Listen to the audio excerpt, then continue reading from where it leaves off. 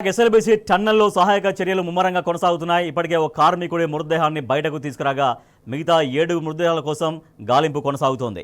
పంజాబ్కు చెందిన machine operator Gurpreet Singh మృతదేహాన్ని ఇప్పటికే స్వస్థలానికి తరలించిన ప్రభుత్వం బాధిత కుటుంబానికి 25 లక్షల రూపాయల ఎక్స్గ్రేషియా ప్రకటించారు. మృతుల కుటుంబాలకు తక్కువ ఎక్స్గ్రేషియా అందించడంపై విమర్శలు వెల్లువెత్తుతున్నాయి. మరోవైపు రెస్క్యూ ఆపరేషన్కు పలు అవాంతరాలు ఎదురవుతున్నాయి. సహాయక చర్యల వివరాలని అధికారులు గోప్యంగా ఉంచడంపై పలు విమర్శలు వినిపిస్తున్నాయి. దీనిపై మరింత సమాచారాన్ని మా ప్రతినిధి శేఖరాచార్య అందిస్తారు. టన్నెల్లో జరిగినటువంటి ప్రమాదము నేటికి 17వ రోజు. దీంట్లోనే మన ప్రస్తుతం ఎస్ఎల్బీసీ టన్నెల్ వద్ద ఉన్నాము. ఈ టన్నెల్ లోపలనే 14 కిలోమీటర్ల లోపల ప్రమాదం జరిగింది. ఈ టన్నెల్ లోపలికి ప్రతినిత్యం కూడా 17 రోజుల నుంచి కూడా సహాయక చర్యలు ముమ్మరంగా సాగుతూ ఉన్నాయి. ప్రతినిత్యం కూడా ఇక్కడ లోకో ట్రైన్ ద్వారా లోపలికి అంటే సహాయకులు కావచ్చు, వివిధ బృందాలు కావచ్చు, వాటికి సంబంధించిన ఎక్విప్మెంట్స్ కావచ్చు, కానీ లోకో ట్రైన్ ద్వారా పోతూ ఉన్నాయి. అయితే కన్వర్ట్ బెల్ట్ అనేది ఇక్కడ మనం చూడవచ్చు విజువల్ ద్వారా కన్వేర్ బెల్ట్ ఇది. ఈ కన్వేర్ బెల్ట్ చాలా రోజుల తర్వాత అంటే మరమ్మతులోకి వచ్చేసింది. ఇది ప్రస్తుతము ఇది పని చేస్తూ ఉంది. మనం చూడొచ్చు ఈ విజువల్ ద్వారా. ఈ కన్వేర్ బెల్ట్ ద్వారా గంటకు 800 టన్నుల లోపల ఉన్నటువంటి శిథిలాలు ఏవైతే ఉన్నాయో అది బయటికి తీసుకొస్తూ ఉంది. అయితే నిన్న కొంత పురోగతి కనిపించింది ఈ కన్వేర్ బెల్ట్ పనిచేయడంతో. నిన్న ఒక మృతదేహాన్ని బయటికి తీసుకొచ్చినటువంటి పరిస్థితి, వాళ్ళ కుటుంబ సభ్యులకు కూడా అప్పచెప్పినటువంటి పరిస్థితి. అయితే నిన్నటి నుంచి కూడా మళ్ళీ ఒక 7 ఏవైతే ఉన్నాయో 7గురు లోపల చిక్కి ఉన్నారో వాళ్ళని కూడా మృతదేహాలను బయటికి తీసుకురావడానికి అహర్నిశలు కృషి చేస్తున్నారు. అహర్నిశలు కృషి చేయడంతో పాటు ఇక్కడ మనం చూడొచ్చు విజువల్ ద్వారా ఇక్కడి నుంచి నేరుగా ఇది లోకో ట్రైన్. ఈ లోకో ట్రైన్ మనము కెమెరా పర్సన్ రామకృష్ణ ద్వారా సహాయంతో ఇక్కడ మనం చూడొచ్చు ఈ లోకో ట్రైన్. ఈ ట్రైన్ ద్వారా అక్కడ లోపలికి వెళ్ళే బృందాలతో పాటు లోపల ఎక్విప్మెంట్స్ అన్ని కూడా తీసుకెళ్తా ఉన్నారు. దీనికి కొద్దిసేపు అయితే మరొక షిఫ్ట్ లోపలికి పోయే అవకాశం ఉంది. వాళ్ళంతా కూడా సిద్ధమవుతా ఉన్నారు. వాళ్ళ ఎక్విప్మెంట్స్తో పాటు దానికి సంబంధించినటువంటి సిబ్బంది కూడా సిద్ధంగా ఉన్నారు. దీనికి సంబంధించి లోపలికి ఇప్పుడు వెళ్తూ ఉన్నారు. వీళ్ళు తర్వాత మధ్యాహ్నం అంటే సాయంత్రం వరకు మళ్ళీ వచ్చే అవకాశం ఉంటుంది.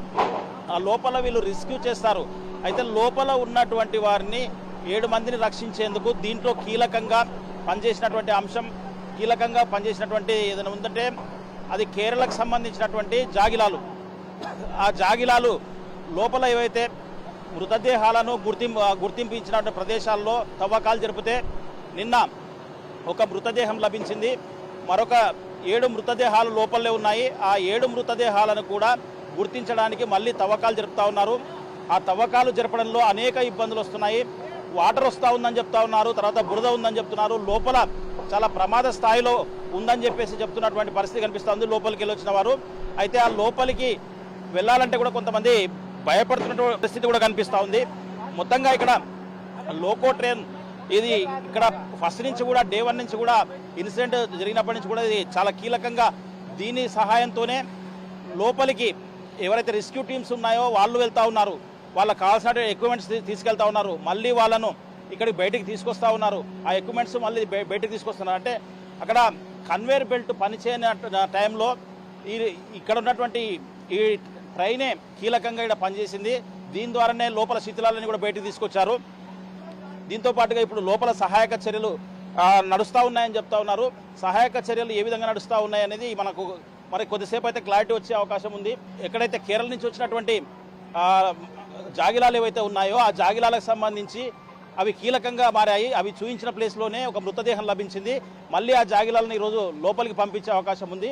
ఆ ప్రదేశాలను తవ్వితే కానీ మరి ఆ మృతదేహాలు ఆనవాళ్ళు దొరుకుతాయని చెప్తా ఉన్నారు.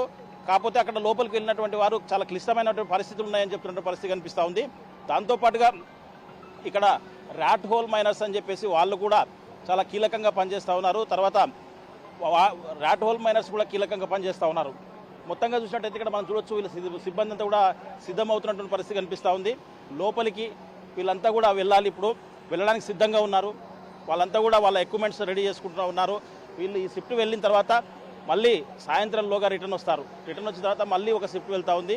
వీళ్ళు లోపలికి వెళ్ళి అక్కడ తవ్వకాలు జరిపేటువంటి కావచ్చు, తర్వాత డీవాటరింగ్ కావచ్చు, తర్వాత ప్లాస్మా కటింగ్ అంటే లోపల టన్నెల్ బోర్ మిషన్ ఏదైతే ఉందో అది కటింగ్ చేయాల్సి ఉంటుంది.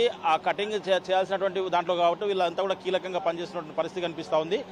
మొత్తంగా చూసినట్టయితే ఇక్కడ మనం చూడొచ్చు వీరికి కావాల్సినటువంటి ఇక్కడ హెల్త్ క్యాంపులు కావచ్చు, తర్వాత వీళ్ళకి తాగునీరు కావచ్చు, ఇవి కూడా సప్లై చేస్తున్నటువంటి పరిస్థితి కనిపిస్తూ ఉంది. ఏదైతే మనకు టన్నెల్ కనిపిస్తూ ఉందో ఈ టన్నెల్లోనే ఘోర ప్రమాదం జరిగి నేటికి 17 రోజులైంది. 17 రోజులైనప్పటికీ నిన్న కొంత పురోగతి కేవలం ఒక మృతదేహాన్ని మాత్రం వెలికి తీశారు.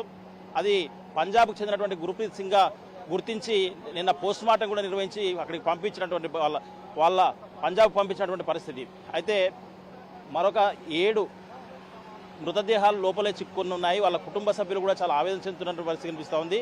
ఇక్కడ 17 రోజుల నుంచి కూడా వీళ్ళు నిర్విరామంగా పూర్తి స్థాయిలో ఇక్కడే ఉండి ప్రతి షిఫ్ట్ వారీగా లోపలికి వెళ్ళి విధులు నిర్వహిస్తూ ఉన్నారు. వాళ్ళని కాపాడేందుకు రిస్క్ చేస్తూ ఉన్నారు. అయితే ప్రభుత్వం మాత్రం కొంత అలసత్వం వహించినప్పటికీ ఇక్కడ అధికార యంత్రాంగం మాత్రం అప్రమత్తంగా పనిచేస్తుందని చెప్పొచ్చు. ఇక్కడ పనిచేసేటువంటి సింగరేణి కావచ్చు, వీళ్ళంతా కూడా కీలకంగా పనిచేస్తున్నారు. ఎన్డీఆర్ఎఫ్ కావచ్చు, ముఖ్యంగా కేరళకు సంబంధించినటువంటి జాగిలాలు ఏవైతే ఉన్నాయో ఆ జాగిలాలే నిజంగా కూడా నిన్న ఆ మృతదేహం దొరకడానికి కీలకంగా ఆ స్పాట్ను గుర్తించాయి. ఆ స్పాట్లో తవ్వకాలు జరిపితే అతను గురుప్రీత్ సింగ్గా పంజాబ్ చెందినటువంటి వ్యక్తిగా గుర్తించడం జరిగింది. మొత్తంగా ఈ రోజు కూడా అదే రెస్క్యూ కొనసాగుతూ ఉంది. మరి ఆ జాగిలాలు మళ్ళీ కూడా లోపలికి వెళ్ళే అవకాశం ఉందని చెప్పేసి చెప్తున్నటువంటి పరిస్థితి కనిపిస్తూ ఉంది. లోపల చూస్తే నిన్నటితో పోల్చుకుంటే చాలా దయనీయమైనటువంటి పరిస్థితులు ఉన్నాయని చెప్తా ఉన్నారు. లోపల చాలా ఉధృతంగా వరద మాదిరిగా ఉబ్బికి వస్తున్నటువంటి నీరు వస్తుందని చెప్తా ఉన్నారు. అది గతంలో అంటే గడిచిన రోజులలో చూస్తే నిమిషానికి 5,000 లీటర్లు వచ్చేవి.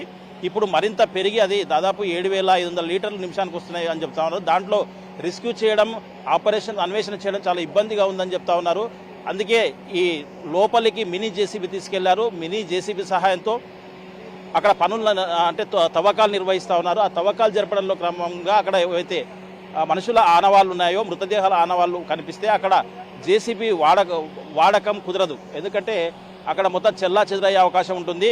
కాబట్టి నిదానంగా మళ్ళీ మనుషులే తవ్వకాలు జరపాల్సి ఉంటుంది. కాబట్టి చాలా కీలకంగా పనిచేసేటువంటి ఏదైతే రెస్క్యూ టీమ్స్ ఉన్నాయో వాళ్ళంతా కూడా అహర్నిశలు కృషి చేస్తూ ఉన్నారు.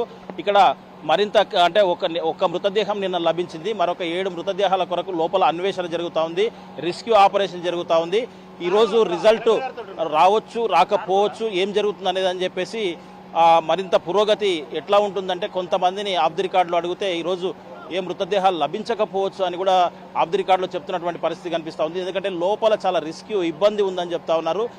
లోపల తవ్వకాలు చాలా ఇబ్బందులు ఉన్నాయని చెప్తున్న పరిస్థితి కనిపిస్తూ ఉంది. కాకపోతే అన్వేషణ అయితే సాగుతుందని చెప్పినటువంటి పరిస్థితి. ప్రభుత్వ పరంగా అయితే నిన్న మృతి చెందినటువంటి నిన్న మృతదేహానికి గుర్తించినప్పటికీ వాళ్ళకి ఎక్స్గ్రేషియా 25 లక్షలు ప్రకటించడం జరిగింది. అది సరిపోదని చెప్పేసి ఇప్పటికే BRS party working president KTR కూడా ₹1 కోటి ఇవ్వాలని చెప్పేసి కూడా డిమాండ్ చేసినటువంటి పరిస్థితి. అంతేకాకుండా మృతి చెందినటువంటి మృతుడి కుటుంబానికి తమ ప్రగాఢ సానుభూతిని కూడా తెలియజేయడం జరిగింది. ఏదేమైనప్పటికీ అతి త్వరగా వాళ్ళు కూడా బయటికి రావాలని చెప్పేసి కూడా ఆకాంక్షించడం జరిగింది.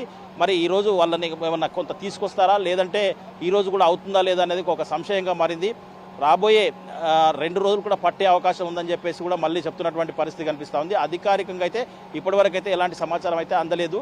రాత్రి పొద్దుపోయాక మాత్రం అదైతే గురుప్రీత్ సింగ్ మృతదేహం నాగర్ కర్నూల్ ఆసుపత్రికి తీసుకొచ్చిన తర్వాత అప్పుడు అధికారికంగా ప్రకటించడం జరిగింది. ఇప్పటి వరకు అయితే లోపల ఏం జరుగుతుందనేది అధికారికంగా అయితే ప్రకటన రాలేదు. మరి కొద్దిసేపట్లో మరి నెక్స్ట్ షిఫ్ట్ వాళ్ళు దిగి వస్తే లోపల ఏం జరుగుతుందనే అంశం కూడా మనం క్లియర్గా తెలుసుకునే అవకాశం ఉంది. ఇది ఇక్కడ ఎస్ఎల్బీసీ టన్నెల్ వద్ద తాజా సమాచారం. Vote studio.